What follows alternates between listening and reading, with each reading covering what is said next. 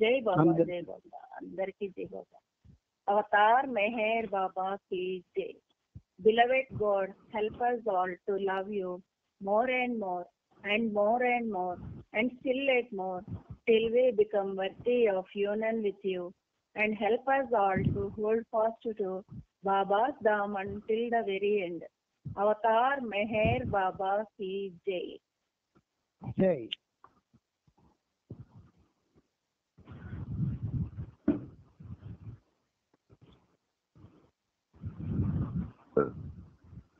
जय बाबा।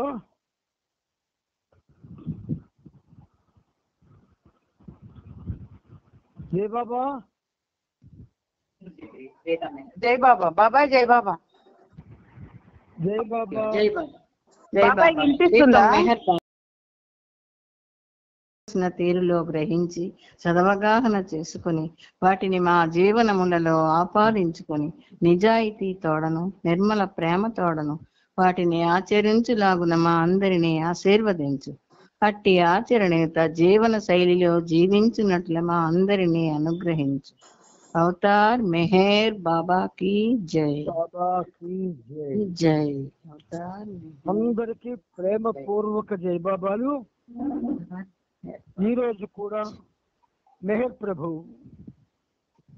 అతనితో మనం సహజీవనం సాగించుకునే అవకాశాన్ని ప్రసాదించారు. ఆ కరుణామయునికి మనందరి తరపున శత సహస్ర కోటి పాదాభివందనాలను సమర్పించుకుంటూ ఇందులో భాగంగా మనం ప్రవచన సుమమాలికలను చెప్పుకుంటున్నాం. ఇప్పటికీ 132 చెప్పుకున్నాం. ఇప్పుడు ఈరోజు బాబా మళ్ళీ 2 ఇచ్చారు. 133, 134 చెప్పుకుందాం. ఇప్పుడు మనం నిన్న 130 వరకు చదువుకునేవి స్వార్థం అనేటటువంటి ఒక వచన ప్రవచనాలు 22వ పేజీలో ఉన్నది. అది పూర్తి చేసుకున్నాము 66 నుంచి స్టార్ట్ చేసి. ఇప్పుడు భగవంతుడు వ్యక్తి అనేటటువంటిది పేజీ 29 నుంచి స్టార్ట్ అయింది. అది 2 చెప్పుకున్నాము. ఇప్పుడు మరో 2 ఈరోజు బాబా ఇచ్చినవి చెప్పుకోబోతున్నాం. అంతరంగములోనికి దృష్టి సారించి నీ ఆత్మ యొక్క స్థితిని నీవనుభవిస్తే కాగలవు నీవే అనంతునివి. కాగలవు నీవే అనంతునివి. ఇది 133, 134. దేహమే నేననుచును అజ్ఞానమావరచెను నరునికి. దేహమే నేననుచును అజ్ఞానం ఆవరచెను నరునికి. మనసు మాధ్యమము ద్వారా ఈ భావన కలిగే భ్రాంతిలోన. మనసు మాధ్యమము ద్వారా ఈ భావన కలిగే మనకు భ్రాంతిలోనా.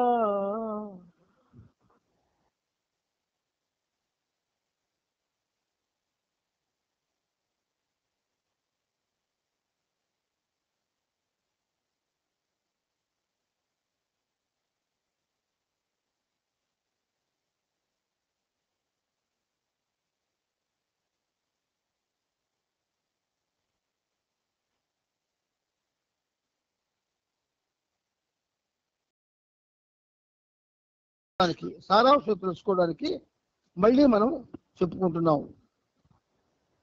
అంతరంగములోనికి దృష్టి సారించి నీ ఆత్మ యొక్క స్థితిని నీవనుభవిస్తే కాగలవు నీవే అనంతునివి. ఇది 133. అంతరంగము మనకి హృదయం అనేటటువంటి ఒక ఆధ్యాత్మిక వేదిక మనకు ఉన్నది, మానవులందరికీ ఉన్నది. అయితే ఆ వేదిక మనసు యొక్క నిరంతర పనితీరు వలన ఆ వేదికలో మనం ప్రవేశించడానికి అవకాశం కలగడం లేదు. అందుచేత బాబా అంటున్నారు, ఒక్కసారి అంతరంగంలోనికి దృష్టి సారించి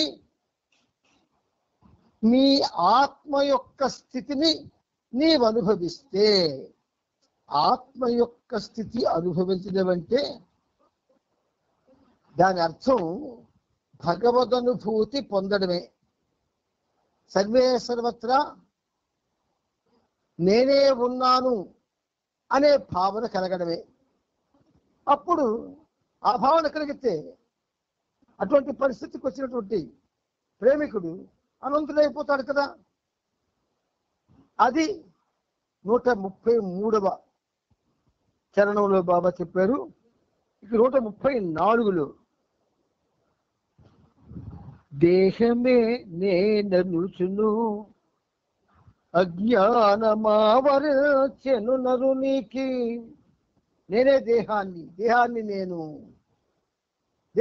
నేను మనిషిని, నాకు దేహం ఉన్నది అనేటట్టి అజ్ఞానం.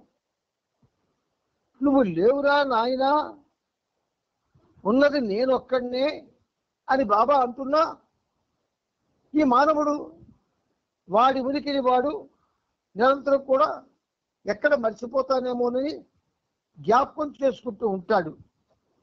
అది అజ్ఞానం. మనసు మాక్షమము ద్వారా ఈ భావనము కలిగే భ్రాంతిలోన నేను దేహాన్ని లేదా మనిషిని అనే అజ్ఞానం అనేది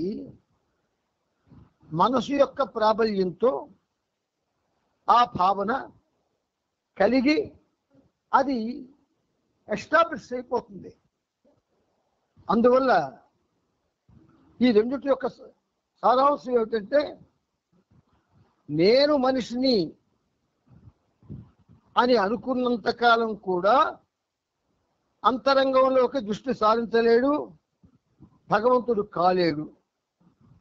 ఇది ఈ 133, 134 ప్రవచన మాలికల యొక్క సారాంశము. ఇప్పుడు వచన ప్రవచనంలోకి మనం అడుగు పెడుతున్నాం. ఈ వచన ప్రవచనంలో మనం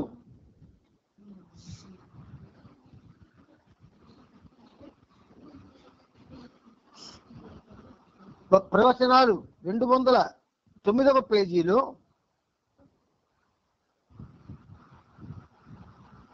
లాస్ట్ పేరా చదువుకొని ఆపుకున్నాం. ఆధ్యాత్మికంగా అవసరమైనప్పుడు అతీంద్రియ అనుభూతుల ప్రభావాన్ని పెంచి సాధకుడు తన అనుభూతుల ద్వారానే దాని విలువను, ప్రమాణాన్ని ప్రత్యక్షంగానో లేదా పరోక్షంగానో తెలుసుకునేలా సద్గురువు చేస్తాడు అని అక్కడికి మనం ఆపుకున్నాం. ఇది ఎక్కడ, ఇదేమిటిది, ఎందులోంచి మనం ఆపుకున్నాం? ఆధ్యాత్మిక జీవితంలో మానవాతీత శక్తుల పాత్ర, మొదటి భాగం మానవాతీత శక్తుల అనుభవాల విలువ. ఆ చాప్టర్లో, ఆ అధ్యాయంలో 2009లో మనం అక్కడికి ఆపుకున్నాం. ఇప్పుడు అదే 209వ పేజీలో ఆంతరిక ప్రయాణం. స్పిరిచువల్ జర్నీ ఎప్పుడు కూడా బాహ్యంగా జరగదు, ఆంతరికంగా జరుగుతుంది. మార్గంలో ప్రవేశించడానికి ముందు జరిగే ప్రగతిలో సాధకుడు కారణ శరీరాలకు చెందిన ఆంతరిక ప్రపంచంలోని శక్తులను స్వతంత్రంగా ఉపయోగించే బాధ్యతను స్వీకరించడానికి కావలసిన ఆధ్యాత్మిక సంసిద్ధతను పొందుతాడు. మార్గంలో ప్రవేశించడానికి ముందు, ఏ మార్గంలో? అసలు మార్గమే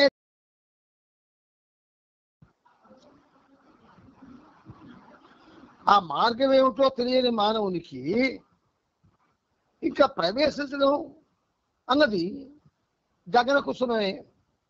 కానీ ముందు జరిగే ప్రగతిని అంటాడు ఆయన. ముందు ఏం ప్రగతి వచ్చింది? పరిణామ క్రమంలో మానవుడు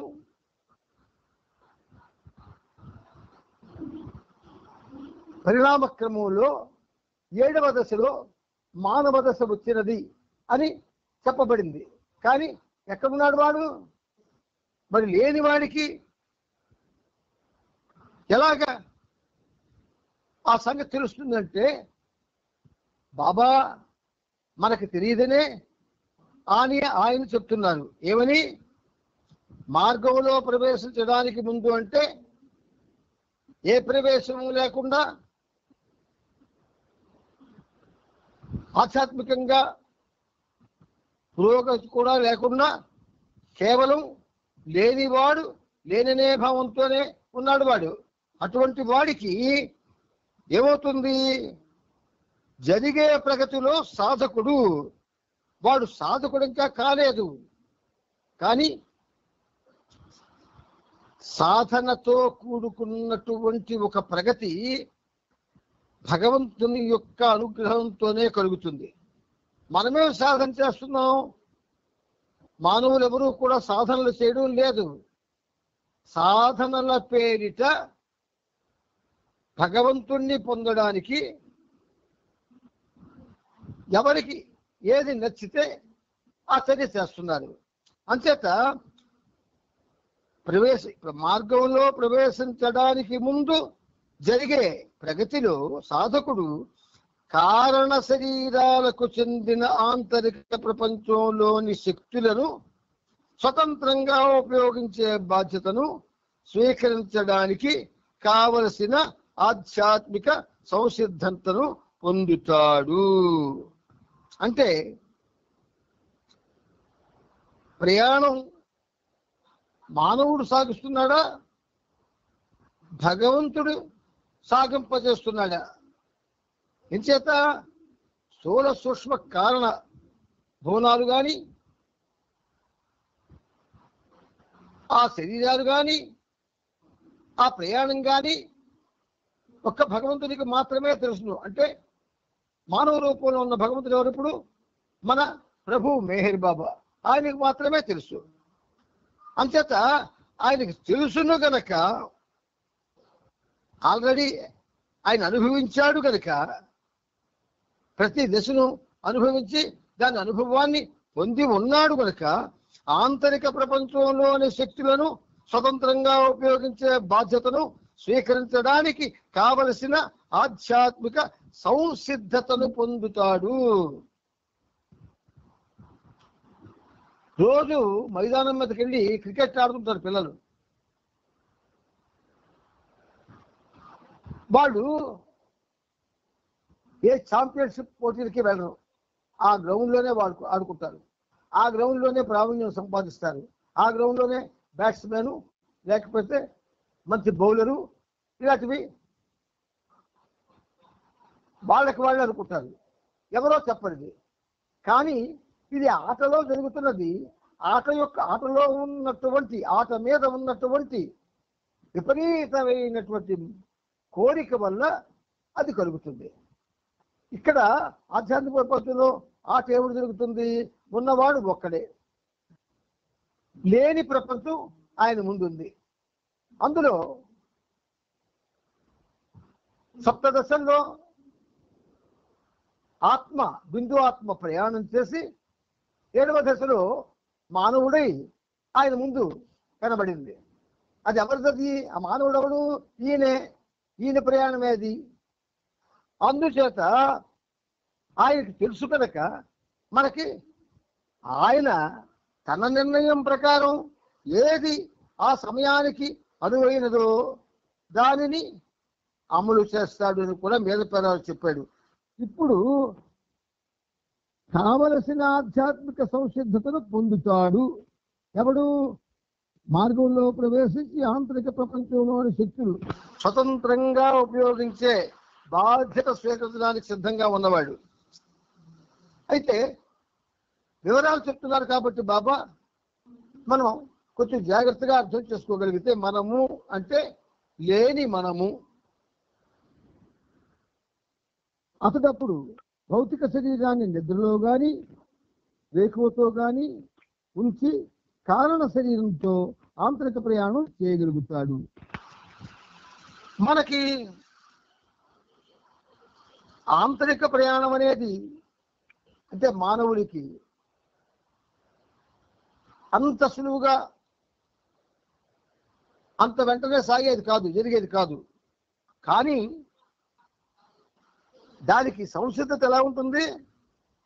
ఆధ్యాత్మిక సంసిద్ధత పొందుతాడు.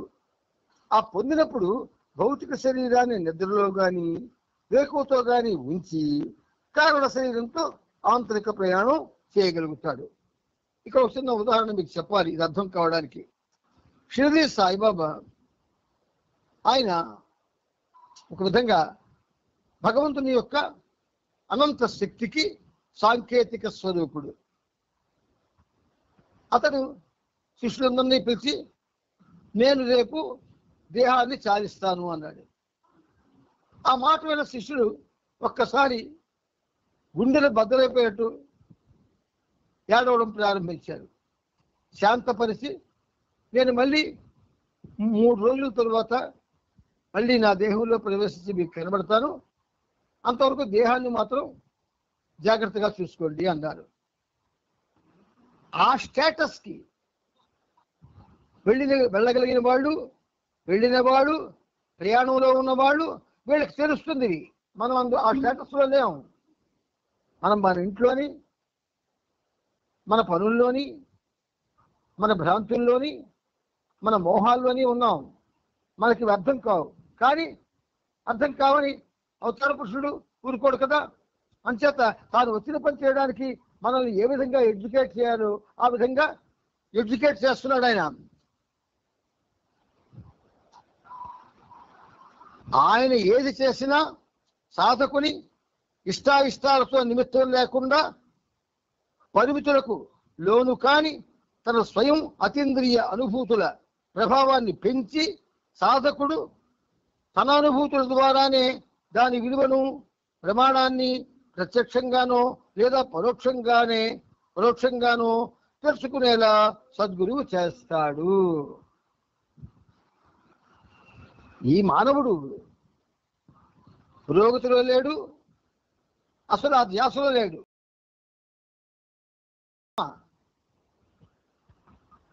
ఉదాహరణకి మన ఇంట్లో చదువుకున్న కుర్రవాడు ఒకడు హాయిగా పడుకున్నాడు. 6 అయింది, 7 అయింది, లేవలేదు. తల్లి ఊరుకుంటుంది ఏమిటి, తండ్రి ఊరుకుంటుంది ఏమిటి? రే వీళ్ళు లేవలేరు, స్కూల్కి వెళ్ళవా, కాలేజీకి వెళ్ళవా, యూనివర్సిటీకి వెళ్ళవా అని లేపుతారు. వీడికి స్కూలు తెలియదు, కాలేజీ తెలియదు, యూనివర్సిటీ తెలియదు. కానీ వాళ్ళే తెలియజేశారు, తెలుసుకునేటట్టు చేశారు. చేస్తే వీడు నిద్రపోతున్నాడు. మన పరిస్థితి అదే. బాబా అన్ని తెలియజేశారు గాడ్ స్పీక్స్ అనే గ్రంథంలో, కానీ నిద్రపోతున్నాం మనం. అందుకు లేపుతున్నాడు ఆయన. కానీ ఆధ్యాత్మికంగా అవసరము అయినప్పుడు అతీంద్రియ అనుభూతుల ప్రభావాన్ని పెంచి సాధకుడు తన అనుభూతుల ద్వారానే దాని విలువను ప్రమాణాన్ని ప్రత్యక్షంగానో లేదా పరోక్షంగానో తెలుసుకునేలా సద్గురువు చేస్తాడు. ప్రత్యక్షంగానో పరోక్షంగానో. ప్రత్యక్షంగా వీడికి ఎలాగూ అవదు. పరోక్షంగా ఏం చేస్తాడు ఆయన? బాబా ఏం చేశారు? గాడ్ స్పీక్స్ చెప్పినప్పుడు ఆ రానుగేలి చేత షార్ట్ వేయించారు. అలాగే మన సోదరులు భాస్కర్రావు గారి చేత కూడా ఒక చార్ట్ వేయించాడు. ఎందుకు వేయించారు? ఆ చెప్పిన వాళ్ళకి ఆయన ఏవైతే సూచనలు ఇచ్చారో ఇద్దరు గ్రహించారు కనుక చార్ట్లు వేశారు. కానీ ప్రయాణం తెలియదు, చార్ట్లో ప్రయాణం వాడికి, దాని ఏం అనుభవం లేదు. అలాగే ఇప్పుడు పరిస్థితి కూడాను. అందుచేత ఏమిటవుతుంది? భగవంతుడికి తన బాధ్యత అంటూ ఒకటి ఉంటుంది తన జీవుల మీద. అంచేత పరిణామ క్రమంలో రాతి నుండి జంతువు వరకు 6 దశలు, 7వ దశ మానవుడు. ఈ 7 దశల్లో కూడా ఆయన వెనకుండి ప్రయాణం కొనసాగేటట్టు చూస్తాడు. ఆయన వెనకుండడము అంటే ఏమిటంటే మనతో ఉండడం. ఏకకాలంలో అవతార పురుషుడు చతుర్దశ భువనాల్లో కూడా ఉండగలడు. అది ఒక్క విష్ణుమూర్తి తరువాత ఆ శక్తి, మహావిష్ణువు తరువాత ఆ శక్తి అవతార పురుషుడికి మాత్రమే ఉంటుంది. ఇది జ్ఞాపకం ఉంచుకోండి. నెక్స్ట్ అంటే ఇప్పుడు మనకి బాబా ఏం చేశారు? అవతార పురుషుడిగా తన బాధ్యతను నిర్వహించడంలో ఏ కాలానికి ఏ సమయానికి ఏమీ పట్టించుకోకుండా ఏదో ధ్యాసలో ఉంటూ, అంటే భ్రాంతిలో ఉంటూ, మోహంలో ఉంటూ, మాయలో ఉంటూ, సంస్కారాలతో నానా చికాకులు పడుతూ ఉన్నటువంటి ఈ మానవుడికి నువ్వు భగవంతుడికి కావలసిన అవసరం ఉన్నది అని చెప్పి తన ప్రయాణం ఆల్రెడీ గావించాడు కనుక ఆ దశల్లోకి తీసుకెళ్ళడానికి ఆయన సాయశక్తుల ప్రయత్నం చేస్తాడు. ఆయన ప్రయత్నాన్ని అందుకోగలిగితే మానవుడు కూడా ప్రయాణం చేస్తాడు. అందుకోలేకపోతే ఎక్కడున్న గొంగళి అక్కడేలాగా మానవుడిగానే మళ్ళీ పుడతాడు, మానవుడిగానే మళ్ళీ జన్మల్ని ఎత్తుతూ ఉంటాడు. అంచేత మనం ఈరోజు ఆంతరిక ప్రయాణం ఇది చెప్పుకుంటున్నాము. ఇందులో చైతన్యరహిత స్థితిలో చేసే ఆంతరిక ప్రయాణం, చైతన్యంతో కావాలని స్వేచ్ఛతో చేసే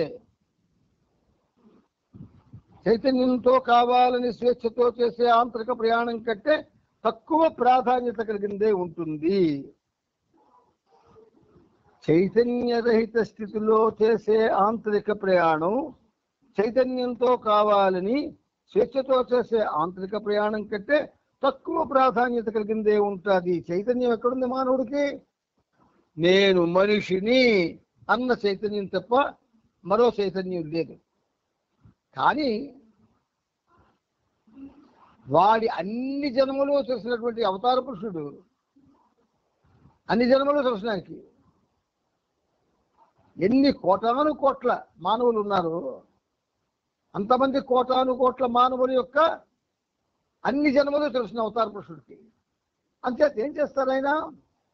మీకు అందుకే చరిత్రలో కూడా ఆయన కొన్ని చక్కటి ఉదాహరణలు చూపించాడు. ఈరోజు మనం వెళ్తున్నటువంటి ప్రయాణంలో నా ప్రతినిధిని నేను కలుస్తాను అంటాడు. వెంటనే అలాగే కలుస్తాడు. ఆ ప్రతినిధి ఆయన కలుస్తాడు. వాళ్ళు ఏదో ఆంతరికంగా సమావేశం చేసుకుంటారు. ఆ విషయం మండలికి తెలియదు. మరి మండలికే తెలియకపోతే మనకే తెలుస్తుంది. కానీ విషయాన్ని అర్థమైనట్టు బాబా మనకి చెప్తూ ఉంటారు. అయితే ఎరుకతో కారణ శరీరాన్ని వాడుకోవచ్చని దీనివల్ల అవగతమవుతుంది. స్థూల సూక్ష్మ కారణ 3 శరీరాలు, స్థూల సూక్ష్మ కారణం 3 భువనాలు. అంతేత ఇక్కడ ఏం చెప్తున్నారు బాబా? ఎరుకతో కారణ శరీరాన్ని వాడుకోవచ్చని దీనివల్ల అవగతమవుతుంది. అదే చేశాడు షిరిడి సాయిబాబా. ఎరుకతో కారణ శరీరాన్ని భౌతిక శరీరాన్ని నుండి వేరు చేయడంలో ఆత్మ తన యొక్క ఉనికిని భౌతిక శరీరానికంటే భిన్నమైనదిగా తెలుసుకోవడానికి సహకరించే ప్రయోజనం ఇమిడి ఉండి మరియు భౌతిక శరీరంపై పూర్తి అదుపును కలిగి ఉండే సామర్థ్యం ఏర్పడుతుంది. ఒక పులి మన్యంలో నెమ్మదిగా ప్రయాణం చేస్తుంటుంది, చాలా నెమ్మదిగా ప్రయాణం చేస్తుంది. అదే దానికి వేడి కనబడింది అనుకోండి, అప్పుడు దాని ప్రయాణం మారిపోద్ది. ఎంత వేగంగా పరిగెడుతుందంటే చూసిన క్షణం నుంచి కొద్ది క్షణాల్లో ఏదైతే చూసిందో దాన్ని ఖచ్చితంగా మట్టు పెట్టేస్తుంది. అది ఎంత ఫాస్ట్గా అది ప్రయత్నిస్తుందంటే అంత ఫాస్ట్గా ప్రయత్నిస్తుంది ఆ లేడి కోసం. ఇక్కడ భగవంతుడు కూడా మానవుడు తన యందు ఆసక్తి కలిగి తాను చెప్పినటువంటి విషయాన్ని ఆకలింపు చేసుకొని భౌతికంగా ద్వంద్వాల్లో మాయలో పడిపోకుండా అవతార పురుషుడితో సంబంధం పెట్టుకొని నిరంతరం ఆయన్ని ఏమీ అడగకుండా ఆయన నామస్మరణ చేస్తూ ఎవరికి ఏమీ అపకారం చేయకుండా సాధ్యమంత సహాయం ఇతరులకు చేస్తూ స్వర్గం నరకం అనేటువంటి భావాలను విస్మరించి భగవంతుడితో ఉండడమే చాలు అని ఎవడైతే వాడి జీవితాన్ని భౌతికంగా సాగిస్తాడో వాడి గురించి భగవంతుడు ఆలోచిస్తాడు. వాడు ఆలోచించడు, కానీ భగవంతుడు ఆలోచిస్తాడు. పనికొస్తాడు అంటే చూడండి, కాలేజీల్లో లేదా యూనివర్సిటీల్లో చక్కగా చదువుకునే వాళ్ళని ప్రత్యేకంగా చూస్తారు. ఎందుకు చూస్తారు? వాళ్ళ వల్ల కాలేజీకి లేదా యూనివర్సిటీకి పేరు వస్తుందని. ఇక్కడ కూడా ఆధ్యాత్మికంలో పేరు రాదు, కానీ ఏదైతే ఉన్నతమైన స్థితి మానవుడికి ఉన్నదో ఆ స్థితి వాళ్ళ వలన బయటికి వ్యక్తం కాబడుతుంది. ఆ విధంగా మిగతా మానవులకు కూడా ఆ విధమైనటువంటి ప్రయాణాని కోసం ఆలోచించే అవకాశం అవతార పురుషుడు ఇస్తుంటాడు. అందుచేత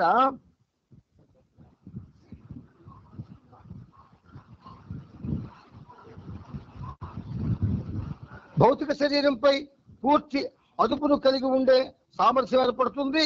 ఆ వ్యక్తి భౌతిక శరీరాన్ని తన ఇచ్ఛానుసారంగా అవసరమైనప్పుడు వేసుకొని అవసరం లేనప్పుడు తీసిపెట్టే దుస్తుల్లాగా వాడుకోగలడు. ఆంతరిక ప్రపంచంలో అనుభవాలను పొందడానికి కారణ శరీరాన్ని అవసరాన్ని బట్టి వాడుకుంటూ ఆంతరిక ప్రయాణాన్ని దాని ద్వారా సాగిస్తాడు. కొంచెం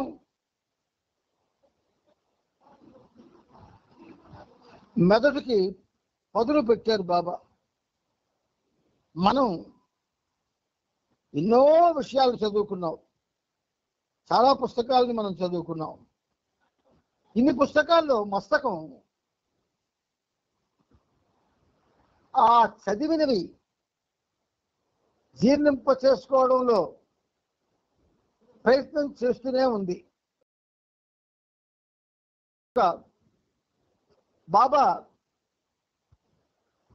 వీళ్ళు చేసే ఈ ప్రయత్నం తపనతో కూడిందా, ప్రేమతో కూడి ఉన్నదా, లేదా నన్ను చేరాలనేటటువంటి దృక్పథంతో జరిగిందా అని దాన్ని బట్టి మనకి అవగాహన ఇస్తాడు. అందరికీ అవగాహన ఇవ్వడు. చూడండి, తల్లి తనకి 3 పిల్లలు అనుకోండి, భోజనం అందరికీ భోజనం పెడుతుంది. ఆ రెండో పిల్లడు తిండు. వెంటనే ఎదురుగుండా ఉన్న భర్త, ఏవే బాబు తిరగకపోతే ఊరుకున్నావు, తినిపించు అని అంటాడు. అంటే ఆ భార్య అంటది, వాడు ఎప్పుడు తిండండి, మీకు తెలియదు, నాకు తెలుసు, తిండు, మీరు తిని సరిపోండి అని వేస్తుంది. భగవంతుడు కూడా అదే విధంగా ప్రవర్తిస్తాడు. అతని విషయాలని చదువుతూ కూడా వివరించుకుంటూ కూడా ఆ వివరించుకున్న వాడితోటి చదివిన వాడితో ప్రమేయం లేకుండా వాడికి నచ్చిన త్రోవలో నడుస్తూ వాడి ఇష్టానుసారం ప్రవర్తించే మానవుడిని భగవంతుడు వెంటనే ముగ్గులోకి దింపడం, ఉన్నతమైన ఆధ్యాత్మిక విషయాల్ని వాడికి అందివ్వడు, వాడు అర్హత పొందే వరకు కూడా. అందువలన మనం అర్హత పొందేవా అర్హత పొందలేదో ఈ పరిమితికి తెలియదు. కానీ మరి 8వ పుస్తకం చదువుకుంటున్నాం. ఇప్పుడు ఎలా చదవగలుగుతున్నాం? అందరం కూడా ఒకే శ్రద్ధతో,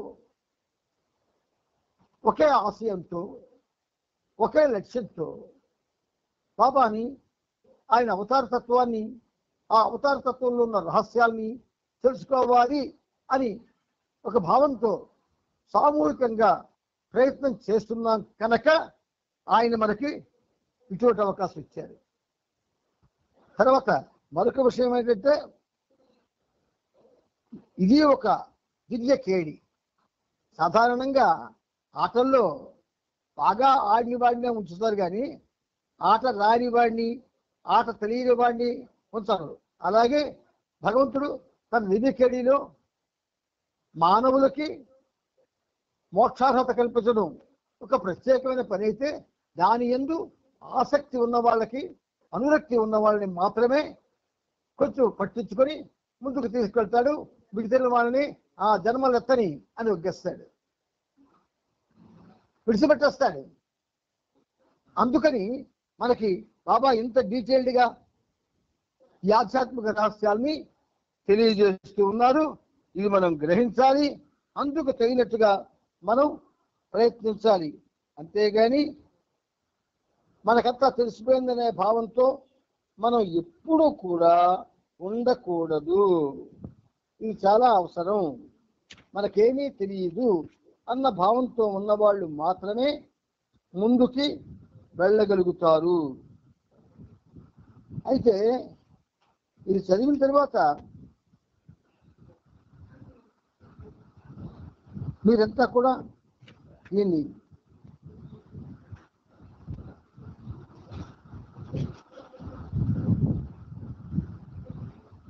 మనం ఇది రిపీట్ చేసుకున్నామేమో అని నాకు అనుమానంగా ఉంది. అయినా పర్వాలేదు, రిపీట్ అయినా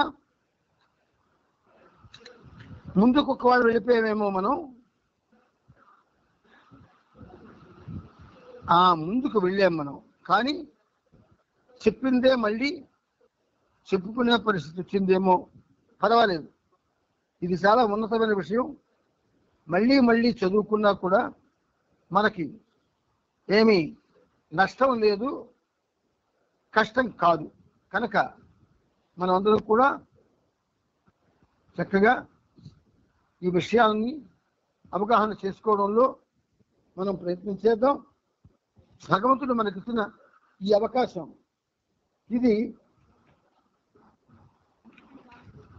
మనలో చూసారా ఎంత చక్కని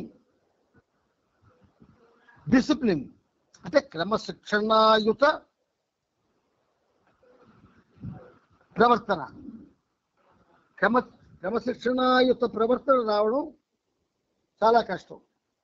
అంచేత క్రమశిక్షణాయుత కృతంగా ఉంటున్నాం గనక మనకి భగవంతుడు అవకాశం ఇస్తున్నాడు. ఇది మీరందరూ కూడా చక్కగా గ్రహించండి. మరొక విషయం ఏంటంటే, అంటే చెప్పడం అతని బాధ్యత.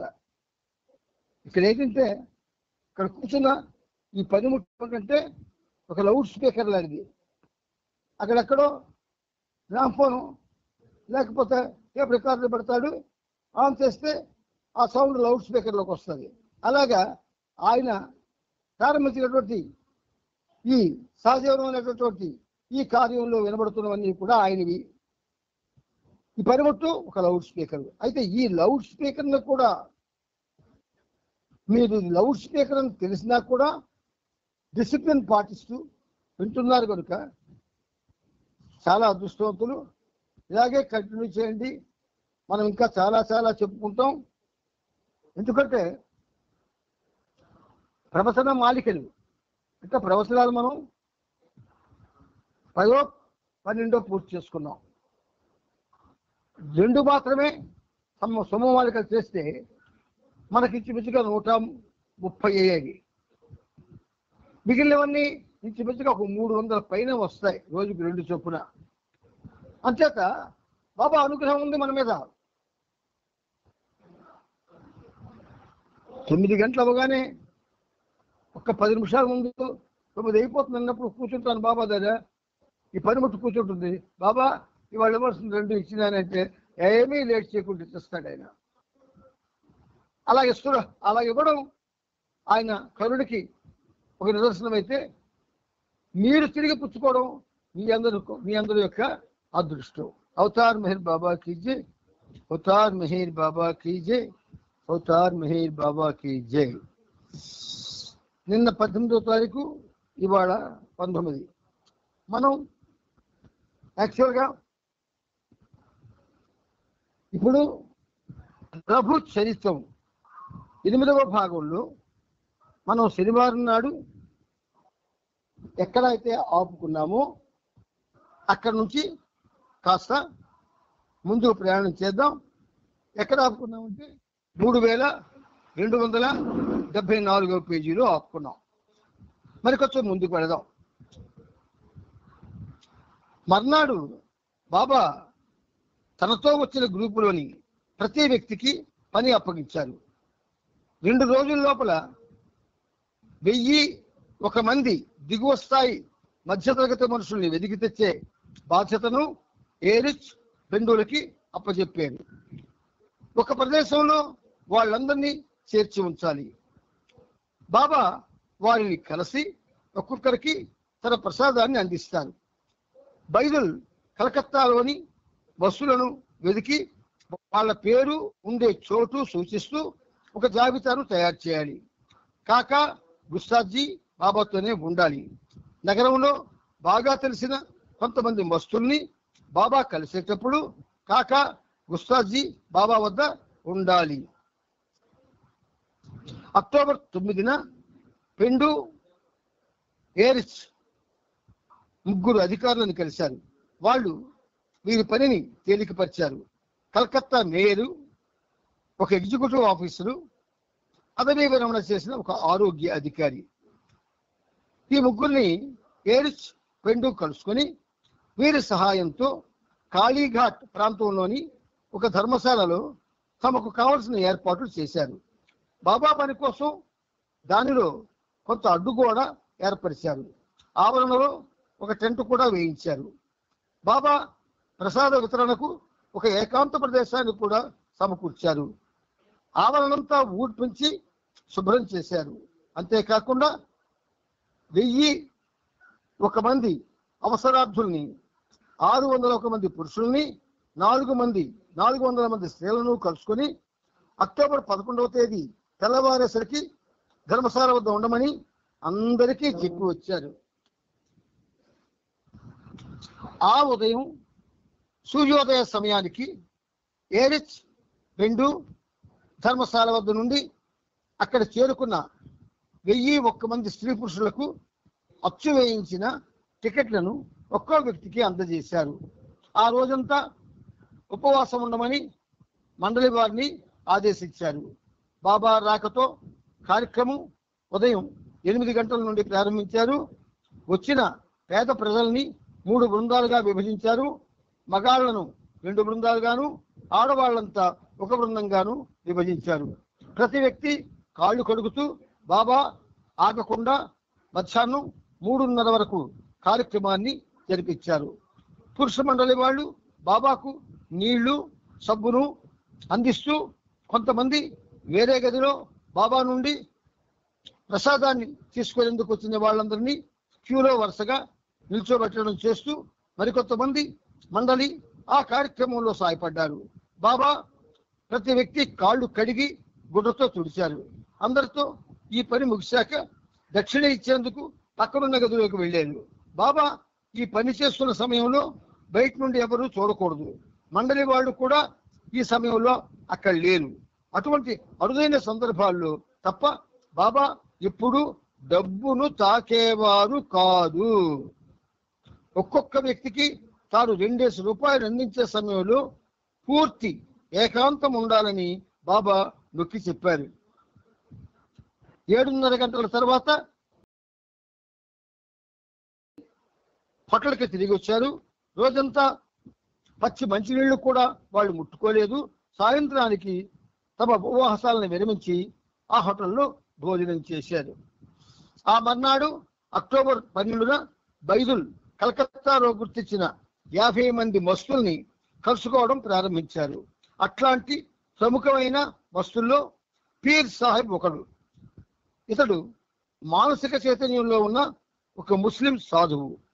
కలకత్తాలోని సంపన్నులు, పలుకుబడి గల వాళ్ళు కూడా ఇతన్ని ఎంతో గౌరవంగా చూసుకునేవారు. ముందుగా అనుమతి పొందిన వారిని ఈ సాధు పురుషుడు కలిసేవాడు. బాబా కూడా ముందుగా ఇచ్చిన నిర్ణీత సమయంలోనే ఈ మస్తుతో సాంగత్యం చేసి చాలా సంతుష్టిని పొందారు. మౌలా పీర్ సాహెబ్ అనే ఇంకొక వృద్ధ ముస్లింని కూడా బాబా కలిశారు. ఇతడు మానసిక భూమికలో ఉన్న ఒక పరిణితి ఆధ్యాత్మిక యాత్రికుడు, అంటే పరిణితి చెందిన ఆధ్యాత్మిక యాత్రికుడు. సూఫీ సాహెబ్ అనే మరొక మంచి మస్తు 25 ఏళ్ల నుండి ఎప్పుడూ కూర్చున్న స్థితిలో ఎవరికీ కనబడలేదు. ఎప్పుడు నడుస్తూనో లేక నిలబడుతూనే ఉంటాడు. నిద్రపోవడం కూడా నిలబడే చేస్తాడు. కలకత్తాలో ఇతరులతో సాంగత్యం జరిగినప్పుడు ఇతడు తన అలవాటుని వదిలిపెట్టి ఒక గదిలో రోజంతా కదలకుండా కూర్చున్నాడు. తరువాత చాలా అరుదుగా ఆ గది నుండి కదిలి బయటకు వచ్చేవాడు. బాబా కలకత్తాలో తన పనిని 2.5 రోజుల్లో పూర్తి చేసుకొని అక్టోబర్ 14 ఆదివారం సాయంకాలం మిడ్నాపూర్ బయలుదేరారు. బాబా తనతో ఉన్న 5 మండలి వారు ఆ రాత్రి 7:30కి మిడ్నాపూర్ చేరుకున్నారు. చేరిన వెంటనే బాబా మస్తుల కోసం బయలుదేరి 3 మస్తులను, ఒక సాధువుని కలిశారు. వీరిలో ముఖ్యమైన సాంగత్యం బ్రహ్మచారి మండలితో జరిగింది. ఇతడు సూక్ష్మ చైతన్య భూమికల్లో ఉన్నాడు. రేయింబవళ్ళు బ్రహ్మచారి పట్టణ వీధుల్లో తిరుగుతూ ఇళ్లలోంచి బయటికి పారేసిన ఆహారం తింటూ బ్రతికేవాడు. బాబా ఎంతమందితో కలిశారో వాళ్ళ పేర్లు, వాళ్ళు ఉండే ప్రదేశాలు, వాళ్ళతో ఏ విధంగా ఆయన సహవాసం చేశారు, వాళ్ళు ఎలా ప్రతిస్పందించారు అన్న విషయాలన్నీ మనకు తెలియజేస్తూ ఉన్నారు. దీని ఆంతర్యం ఏమిటై ఉంటుంది? అవతార పురుషుడు తాను వచ్చినప్పుడు ప్రపంచాన్ని పూర్తిగా ఆయన అప్పటికి ఎక్కడెక్కడైతే మార్పులు చేయవలసి ఉందో, ఎక్కడెక్కడైతే సహాయాలు జరగవలసి ఉన్నదో, ఎక్కడెక్కడైతే అనేకమైనటువంటి ఉన్నతమైన కార్యక్రమాలు జరగవలసి ఉన్నదో, ఎక్కడెక్కడైతే భయకంపితమైన వాతావరణాన్ని మార్చవలసి ఉందో, ఎక్కడెక్కడైతే రోగాల బారిలో నానా యాతనలు పడిపోతున్న వారిని ఆయన ఆదుకోవలసి ఉందో, ఇవన్నీ కూడా ఆయన యొక్క ఆ ప్రయాణాల్లో పరోక్షంగాను ప్రత్యక్షంగాను కూడా చేస్తూ ఉంటాడు. ఆ కార్యక్రమాన్ని ఎవరెవరైతే ఉన్నతాత్మకతో ఆయన కలుస్తున్నారో వాళ్ళు కూడా పరోక్షంగా చక్కబెడుతూ ఉంటారు. ఇది మనం తెలుసుకోవాలి. మర్నాడు అక్టోబర్ 15 మధ్యాహ్నం 12:30కి మిడ్నాపూర్ నుండి బయలుదేరి ఆ సాయంత్రానికి బిష్ణుపూర్ చేరారు. అక్కడ బాబా గంగాధర్ మహారాజ్ అనే సూక్ష్మ చైతన్యపు అంటే సెటిల్ కాన్షియస్ మస్తుని, స్వామి ఆనంద్ అనే సాధువుని కలిసి సాంగత్యం చేశారు. తెల్లవారి 2:30కి అక్కడి నుంచి బంకూరాకి బయలుదేరి అక్కడ అహ్మద్ ఆలీ షా అనే పురోగతి చెందిన మస్తుని, మౌలానా బక్ష్ అనే వృద్ధ మస్తుని బాబా కలుసుకొని వారితో సాంగత్యం చేశారు.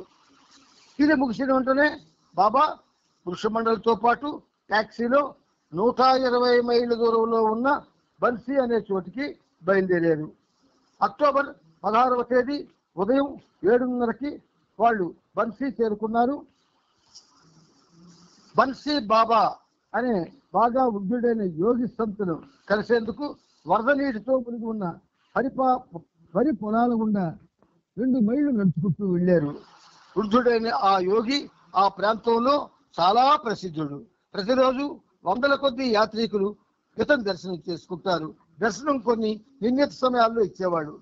ఏరిస్ వెళ్ళి ఆ యోగి సహాయకులతో మాట్లాడి తాము తిరిగి బంకురాకు వెళ్ళవలసిందని, నిర్ణీత సమయానికి ముందే బన్సీ బాబా వద్దకు తన పెద్దన్నయ్యను పంపవలసిందిగా అభ్యర్థించాడు. అతడు బాబాను మండలి వారిని మేడ పైన మసక వెలుతురు గదిలోకి తీసుకెళ్లారు. గదిలోని ఆ చీకటి ఒక అలౌకిక అనుభూతిని అందిస్తోంది. ఆ గదిలో ఒక చివర ఒక రకమైన సింహాసనంపై ఆ యోగి కూర్చొని ఉన్నాడు. ఎటువంటి యోగాసన భంగిమలోనూ కాకుండా ఒక కాలిని మాత్రం చిన్న బల్లపై పెట్టి ఉంచాడు. ఒక శిలా ప్రతిమ వలె ఎటువంటి కదలిక లేకుండా కూర్చున్నాడు. బన్సీ బాబా బాగా బక్కపలసగా ఉన్న వృద్ధుడు. ఎముకల గూడులా ఉన్న ఒంటిని మైనపు పొరతో కప్పినట్టు ఉంది అతని చర్మం. కానీ చర్మంపై ఒక్క ముడత కూడా లేదు. నడుము వరకు ఎటువంటి ఆచ్ఛాదన లేదు. తలపైన గోధుమ రంగు తలపాగా కాళ్ళను కప్పుతూ ఒక్క పొట్టి ధోవతి ధరించాడు. ఖరీదైన చెప్పులు దగ్గరనే ఉన్నాయి. సరిగ్గా అతని వయసంతో ఇంతవరకు ఎవరికీ తెలియదు. కానీ అప్పటికి అతనికి 250 పురాతనుడైన ఈ యోగి నిజంగా చెప్పుకోదగ్గవాడు. అతని తరహా అంతా రాజుల్ని పోలి ఉంటుంది. ఆ చీకటి గదిలో అతని ఆకృతి ఎంతో ప్రబలంగా కనిపిస్తోంది. అతని నుండి వెలువడుతున్న శాంతి, ఆనందాలు అతన్ని ఒక మరువరాని వ్యక్తిగా తలపింపజేస్తాయి. అతనితో సాంగత్యం ముగిశాక బాబా బంకూరాకు తిరిగొచ్చి, బన్సీ బాబా నిజంగా చాలా మంచి ఆత్మ, అతన్ని చేరుకునేందుకు మనం పడ్డ శ్రమ పూర్తిగా సమర్థించదగ్గరైంది అని బాబా మండలితో వ్యాఖ్యానించారు. ఆ యోగి తెల్లని చర్మంపై ఒక్క ముడత కూడా లేదని, అతని ముఖం మైనంతో పోతపోసినట్టుందని బాబా తరువాత డాన్కిన్తో చెప్పారు. వెంటనే వాళ్ళంతా బంకూరా నుండి మధ్యాహ్నం 12:45కి రైలులో బాలాసోర్ బయలుదేరి అక్కడికి రాత్రి 8:30కి చేరుకున్నారు. బాబా బెంగాలీ బాబా అనే మస్తుతో సాంగత్యం చేశారు. ఆ మస్తు బాలాసోర్లో ఒకే చోట నగ్నంగా 12 ఏళ్ళు కదలకుండా కూర్చొని ఎవరైనా పెడితే తినను, లేకపోతే ఏమీ లేకుండా అలాగే ఉండేవాడని చెబుతారు. బాబా సాంగత్యం చేసే సమయానికి బెంగాలీ బాబా బాగా వృద్ధుడై దుస్తులు ధరించి పట్టణ వీధుల్లో తిరుగుతున్నాడు. బాబాకు ఇతడు బాగా నచ్చాడు. మంచి మస్తని బాబా వ్యాఖ్యానించారు. బాబా దాతా సాహెబ్ అనే పురోగతి చెందిన ఆధ్యాత్మిక యాత్రికుడితో కూడా సాంగత్యం చేశారు. సూక్ష్మ చైతన్య భూమికల్లో ఉన్న ఇతన్ని బాలాసోర్లో అంతా చాలా గౌరవించేవారు. బాగా వృద్ధుడైన ఇతన్ని నిద్ర నుండి లేపి బాబా సాంగత్యం చేశారు. బాబా తన మండలితో మర్నాడు అక్టోబర్ 17వ తేదీ తెల్లవారుజామునే భద్రక్కి బయలుదేరారు. ఉదయం 7 గంటలకు చేరుకొని లోకసాల గ్రామంలో బెంగాలీ చాచా అనే మస్తుతో బాబా సాంగత్యం చేశారు. ఆ రోజు వాన కురుస్తుండడం వల్ల బాబా మండలి బాగా తడిసి ముద్దయ్యారు. అదే రోజు సాయంత్రం 8 గంటలకు రైలులో కటక్ బయలుదేరారు. అక్టోబర్ 18 తెల్లవారి 3 గంటలకు వారంతా కటక్ చేరుకొని విశ్రాంతి కోసం డాక్ బంగ్లాకి వెళ్ళారు. ఆ రోజు పగటి పూట బాబా 10 మంది మస్తులతో సాంగత్యం చేశారు. అందులో ముఖ్యమైన వస్తు మొహమ్మద్ బాబా. ఇతడు 6వ భూమికలో ఉన్న శుద్ధ జలాలి మస్తు. ఎప్పుడూ చిరాకుగా క్రూరంగా ప్రవర్తిస్తూ ఉంటాడు. ఇతడు ఒక వృద్ధ ముస్లిం. ఎప్పుడు చిరిగిన మురికి గుడ్డలు కట్టుకునేవాడు. గత 26 ఏళ్ల నుండి ఇతడు ఒక టీ షాపులో కూర్చుని ఉండేవాడు. ఆ టీ షాపులో ఒక అల్మారా షెల్ఫ్ నిండా చిరిగిన గుడ్డ పీరికలు మూటలు పేర్చి ఉన్నాయి. బాబా 2 సార్లు టీ షాపులో ఇతన్ని కలుద్దామని ప్రయత్నించారు. కానీ ఈ మస్తు విపరీతంగా తిట్టసాగాడు. బాబాతో సాంగత్యం అన్నా కూడా ఆగకుండా తిట్టాడు. చివరిగా 3వ ప్రయత్నంలో తన పాదాలని తాకడానికి బాబాను అనుమతించాడు. కానీ బాబాకు ఈ సమావేశం సంతృప్తిని ఇవ్వలేదు. ఇక్కడ రహస్యాలు మనకు తెలియవు, వాటిని తెలుసుకునే ప్రయత్నం కూడా చేయకూడదు. అందుచేతనే మీకు వివరాలు చెప్పడం లేదు. కటక్లో పగ్లా బాబా అనే ప్రముఖ మస్తుతో బాబా సాంగత్యం చేశారు. ఇతరులు సగం మస్తు సగం సాలిక్ లక్షణాలు ఉన్నాయి. ఉన్నత తరహాకి చెందిన ఈ మస్తును చాలా మంది భక్తితో ఆరాధించేవారు. ఇతనికి ఒక ఆశ్రమం కూడా ఉంది. శిష్యులు ఇతని ముందర హారతి పూజ వగైరా చేస్తుంటారు. ఇతనితో సాంగత్యం బాబాకి సంతృష్టినిచ్చింది. బాబాకి పగ్లా బాబా కొన్ని మిఠాయిలు ఇవ్వగా వాటిని బాబా తిన్నారు. ఠాకూర్ మాయి అనే ఒక మస్తానీని కూడా బాబా కలిశారు. తల మీద చిరిగిన గుడ్డ మూటలు తప్ప ఈ మస్తానీ బట్టలు లేకుండా కటక్ వీధుల్లో తిరుగుతూ ఉంటుంది. ఇంకొక మస్తానీ పేరు గోల్. బాబా ఈమెతో కూడా సాంగత్యం జరిపారు. ఈమెది చాలా స్థూలకాయం. ఒక ప్రత్యేకమైన మెడికల్ డిస్పెన్సరీ మెట్లపైన కూర్చునేది. ఇంకొక ముఖ్యమైన మస్తు హఫీజ్ బాబా. బక్కపలసగా ఉంటాడు. బాగా వృద్ధుడైన ఈ మస్తు ఒక కొట్టంలో పడుకునేవాడు. పాడైన ఒక బస్సు బాడీలో ఒక భాగాన్ని గుడిసెలా చేసుకున్నాడు. బాబా ఇతను ఒక రెస్టారెంట్కి తీసుకెళ్లి టీ బిస్కెట్లు ఇప్పించారు. సిహావాలో బాబా ఏకాంత మాసానికి ఏర్పాట్లు చేసేందుకు అక్టోబర్ 18వ తేదీ రాత్రి 2 ఏరిచ్ కటక్ నుండి రైల్లో రాయిపూర్ బయలుదేరారు. అప్పటికే అక్కడ కొన్ని ఏర్పాట్ల కోసం పనిచేస్తున్న జాల్ కేరాబాల్ కు క్యాబులు పంపి సన్నాహాలు ఇంకా తొందరగా పూర్తి చేయమని ఆదేశించారు.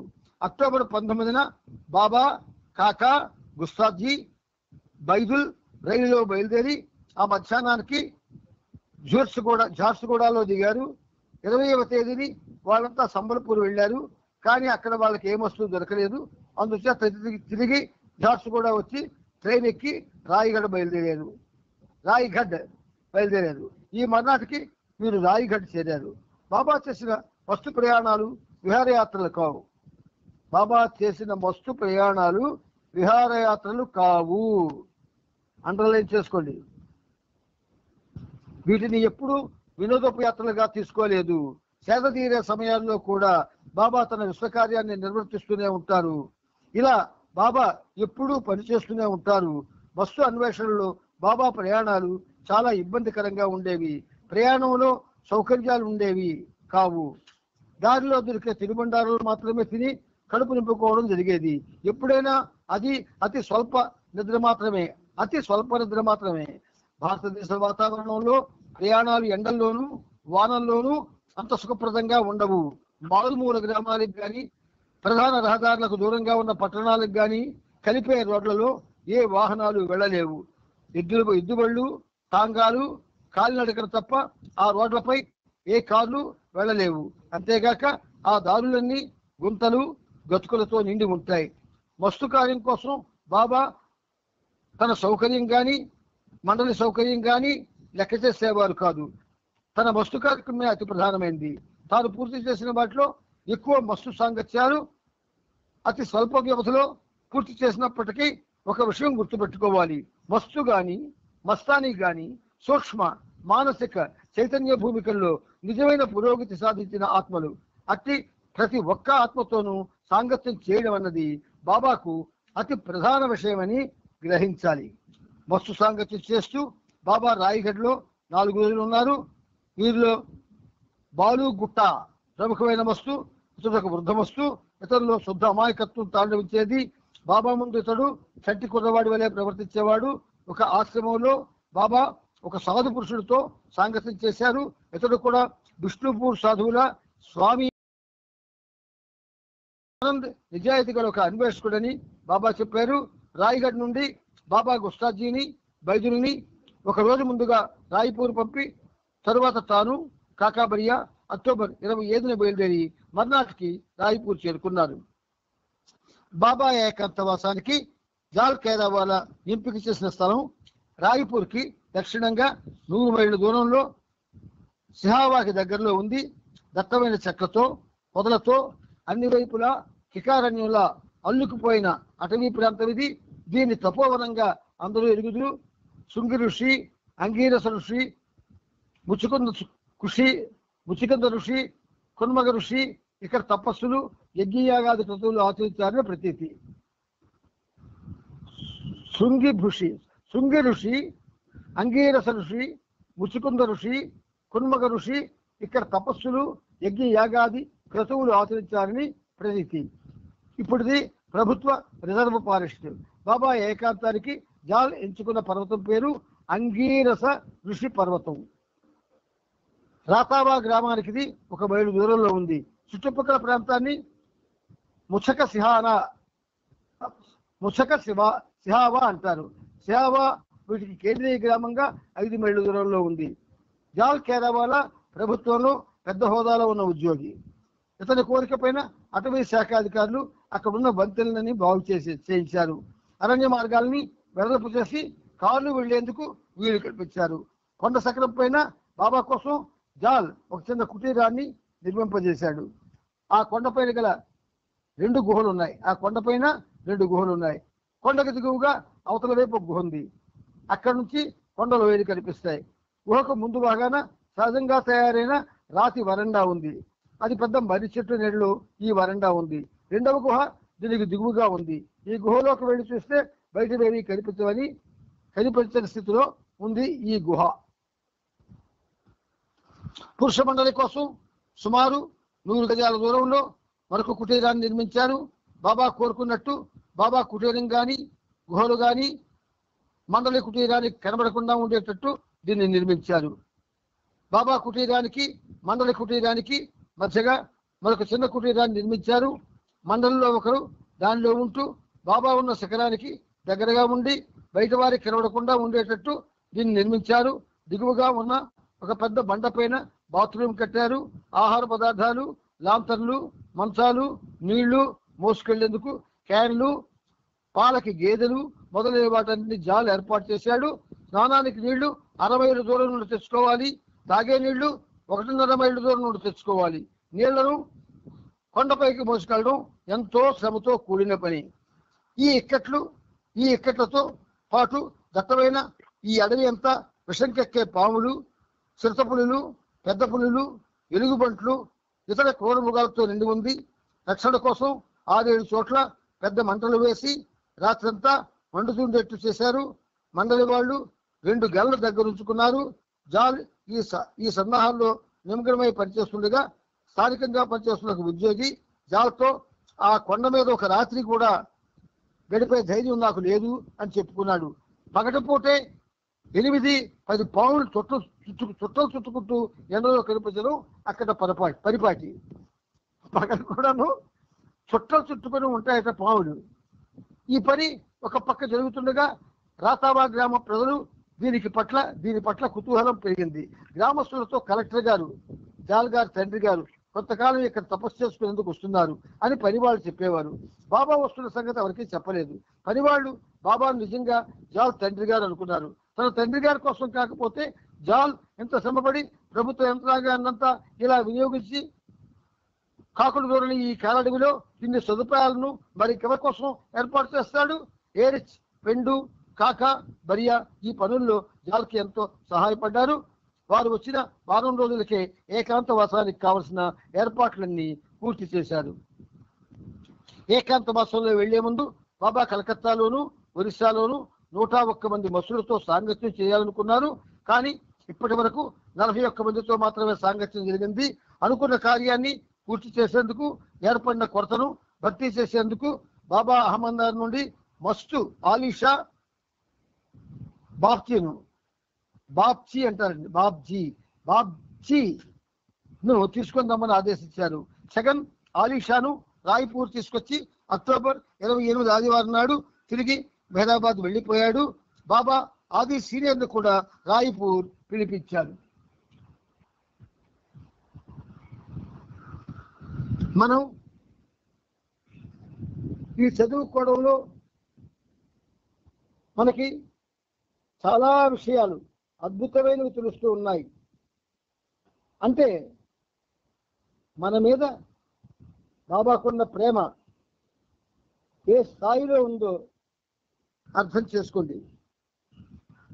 1945 అక్టోబర్ 31 బుధవారం నాడు బాబా జాల్ క్యార్వాలా ఆది సీనియర్ బైదుల్ ఏరిచ్ గుస్తాజీ కాకా పెండు రాయ్పూర్ నుండి బయలుదేరి 2000 అడుగులు ఎత్తున్న అంగేరస విష్ణు పర్వతాగ్రానికి ఎక్కి వెళ్ళారు. ఇవి మనం ఈరోజు ఈ మీద పేరాతోనే ఆపుకున్నట్టుగా మనం భావించుకుందాం. అంతేకాదు 8వ భాగం ప్రభు చరిత్రమే ఇంత అద్భుతంగా ఉంటే ఇంకా 9, 10, 2, 16 కదా వాల్యూమ్స్ వచ్చాయి. 6 అంటే 8 వాల్యూమ్స్. ఇంకా ఎంత అద్భుతంగా ఉంటుంది. మరి 8 ఉన్నాయి మనం చెప్పుకోవడానికి. కాబట్టి నా సిన్సియర్ రిక్వెస్ట్ ఏంటంటే మీరు చరిత్రలో ఉన్నటువంటి అతి ఉన్నతమైన అంశాలు మీరు కొంచెం జాగ్రత్తగా మరొకసారి చదువుకోగలిగితే ప్రవచనాల్లో ఉన్నటువంటి సారం, చరిత్రలో ఉన్నటువంటి ఆ బాబా యొక్క విశ్వ కార్యక్రమం, ఈ రెండు మనకి అంటే ఇప్పుడు ఈ సహజీవనంలో ఉన్న వాళ్ళకి మాత్రమే ఇది వర్తిస్తుంది. మీరు బాబా జీవిత చరిత్ర, అందరి విశేషాలు,